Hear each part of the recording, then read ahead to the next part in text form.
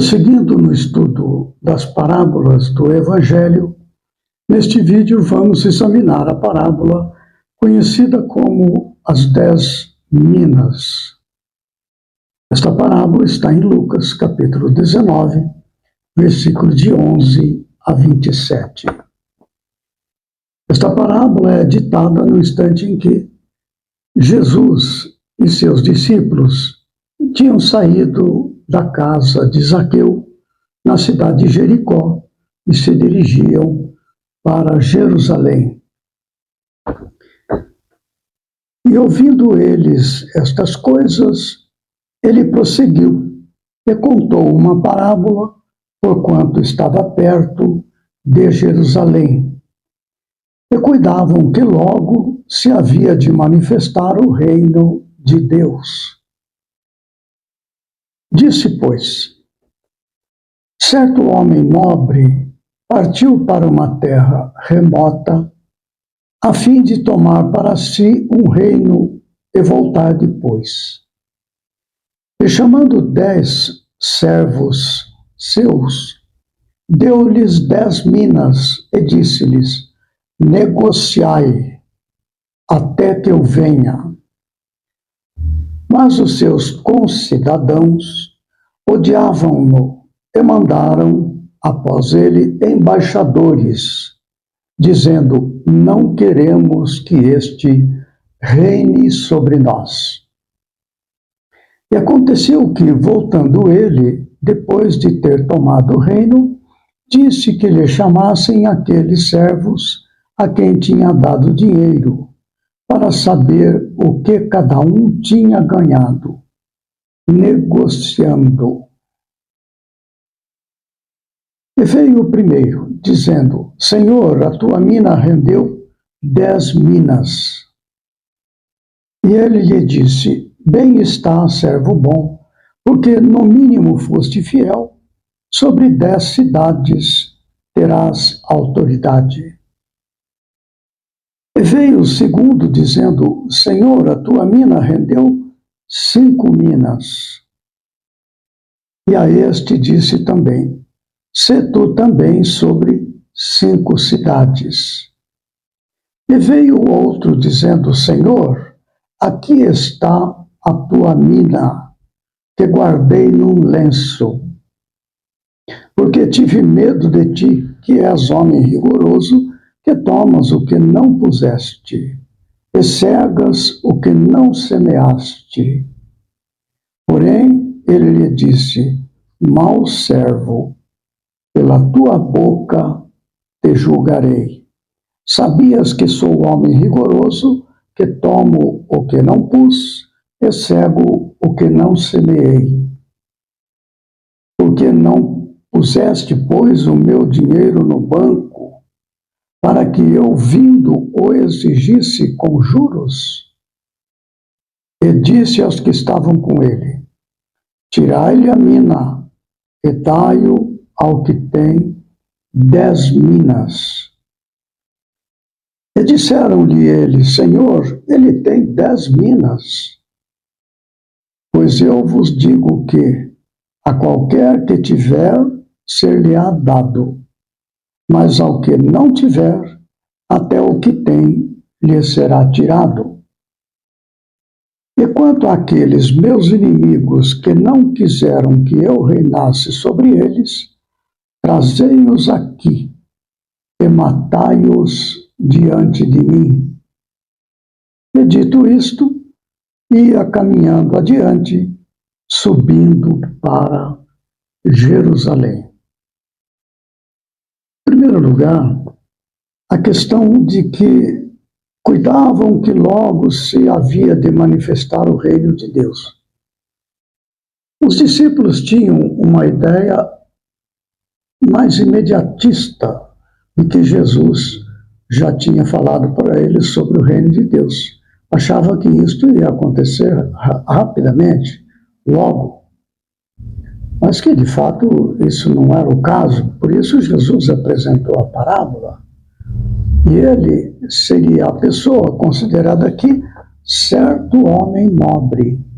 Então, esse é Jesus, o Cristo, não é? Então, certo homem nobre partiu para uma terra remota a fim de tomar para si um reino e voltar depois. Olha que ele já está falando sobre a morte que lhe aconteceria logo depois. Eles estavam subindo de Jericó para Jerusalém.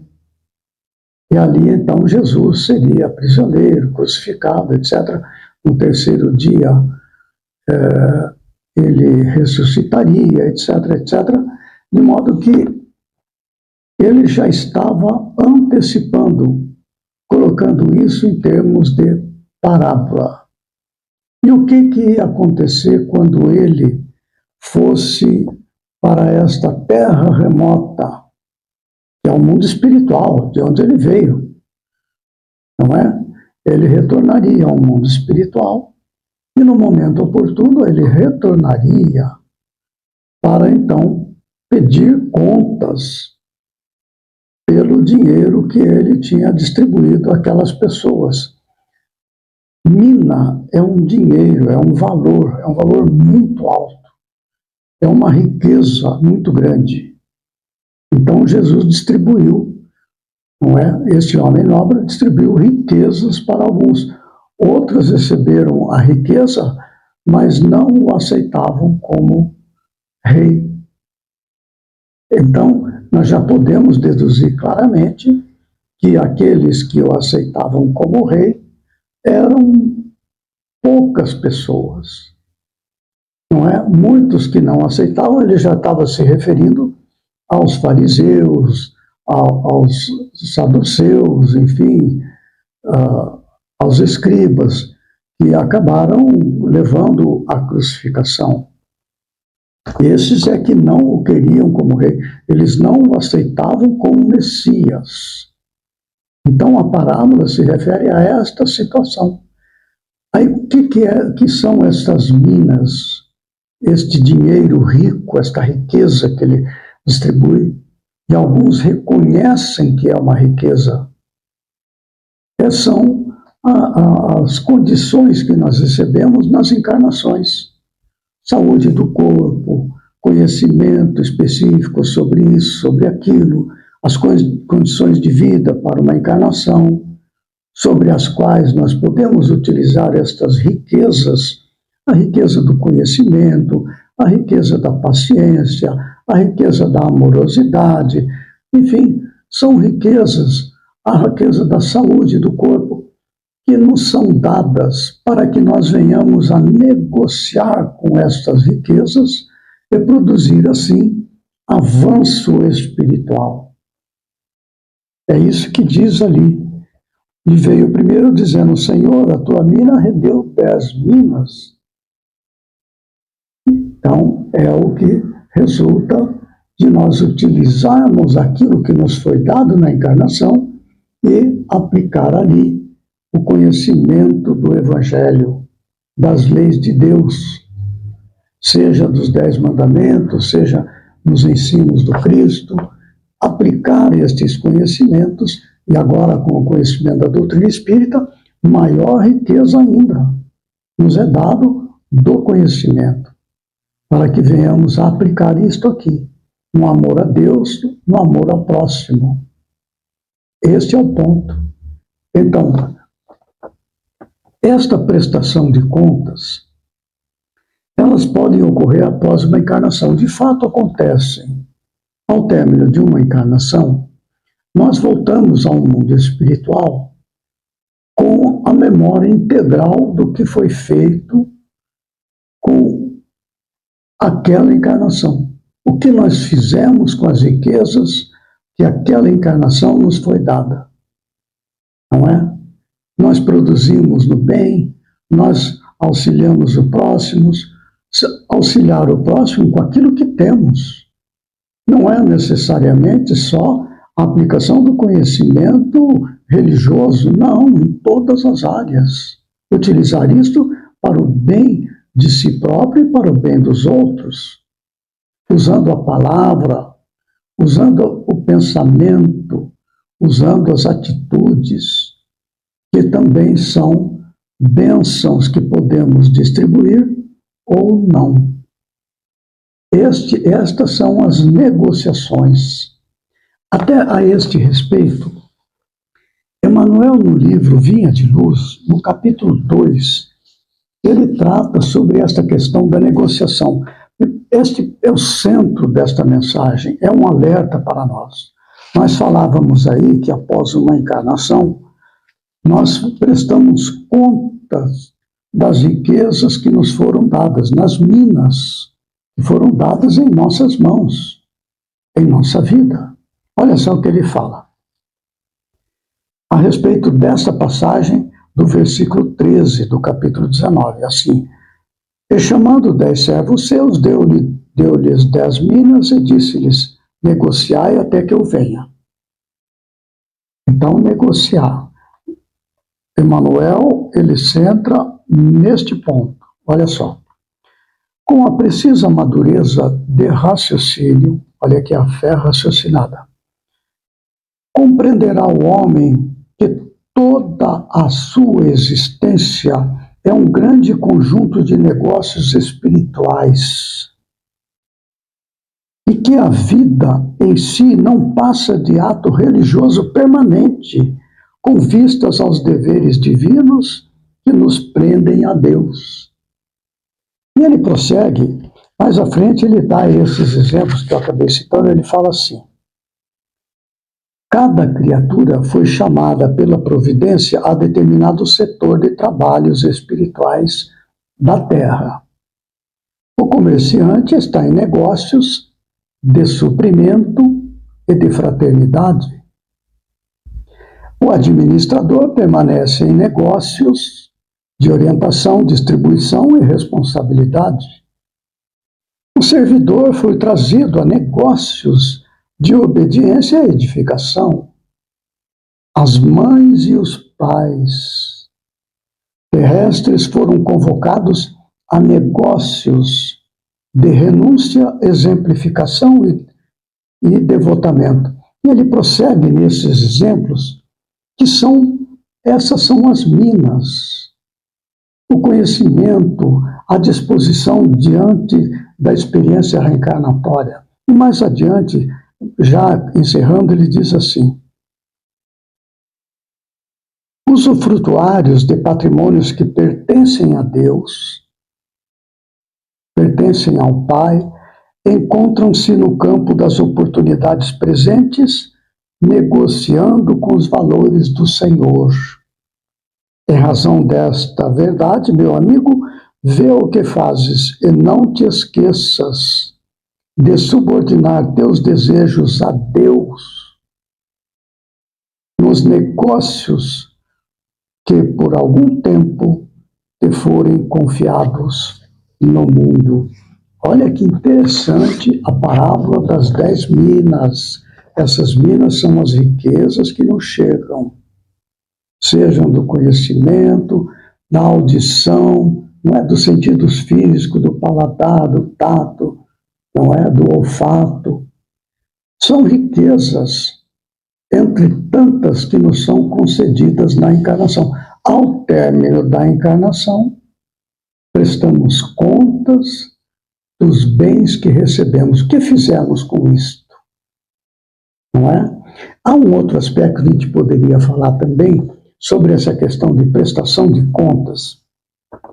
Porque ele fala assim: um certo homem nobre partiu para uma terra remota a fim de tomar para si um reino e voltar depois. Então Jesus está se referindo a ele. Ele haveria de morrer naquela encarnação, não é?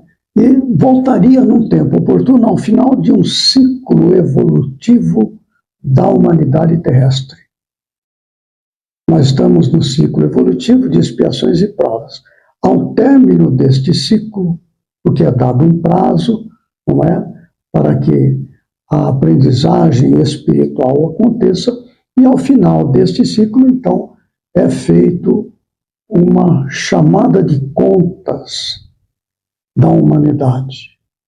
Então, aqueles que fizeram por merecer a bênção das encarnações múltiplas, as riquezas extraordinárias que nos foram concedidas para a evolução espiritual, característica ou possível naquele ciclo evolutivo, esses permanecerão e vão, como diz ali,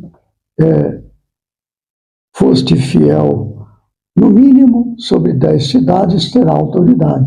Então, nós evoluímos em inteligência e em moralidade. Então, poderemos fazer maior cota de bem para a humanidade e assim por diante. E aquele que não produziu, mesmo tendo conhecimento, vai passar muito apertado. Não é? Aqueles que recusaram os bens, eles usufruíram dos bens, mas só para benefício pessoal, cultivando o egoísmo, o orgulho, a vaidade, causando danos e prejuízo ao próximo decorrentes do uso dessas bênçãos para prejudicar, para subir, interessado em si mesmo. Estes, ao final de um ciclo evolutivo ou ao final de uma encarnação, receberão o seu veredicto. Ele diz ali, olha só, e quanto àqueles meus inimigos que não quiseram que eu reinasse sobre eles, quer dizer, recebeu o Evangelho, a orientação divina, das leis de Deus, e mesmo assim continuaram praticando mal, ainda que desenvolvendo a inteligência, agravando ainda mais sua responsabilidade. Esse é o que ele diz aqui. Trazei-os aqui e matai-os diante de mim. O que quer dizer isto? Diante da própria consciência, quando ao término de uma encarnação, nós examinarmos a encarnação, ver o que eu fiz, meu Deus do céu. Aí é tarde. Você vai ficar naquele ambiente de culpa, de fuga, de violência que cultivou para si mesmo. Ou, ao final de um ciclo evolutivo, esse que estamos agora vivendo, serão então retirados deste planeta, não é? Para reaprender em um planeta novamente de expiações e provas, e assim por diante. É uma mensagem muito oportuna para cada um de nós, para que venhamos examinar o que estamos fazendo com a mina, esta riqueza que nos foi concedida, qualquer que seja ela. Fazer o bem, servir a Deus, a causa de Deus, servir ao próximo. Terá consequência. Seremos julgados pela própria consciência, seremos julgados pelo nosso mentor espiritual, pelo nosso anjo da guarda ao cabo de alguma encarnação, de todas elas, ou ao término do ciclo, e então teremos que fazer esta prestação de contas. Fiquemos em alerta para que possamos fazer o melhor que a gente pode. Muito bem. No próximo vídeo, nós prosseguiremos no estudo das parábolas do Evangelho, já não mais em Lucas, mas em João. João há duas parábolas, a primeira delas vamos ver no próximo vídeo, que está em João 10, versículo de 1 a 16. E o título desta parábola é O Bom Pastor. Até lá, que Jesus nos ampare e fortaleça.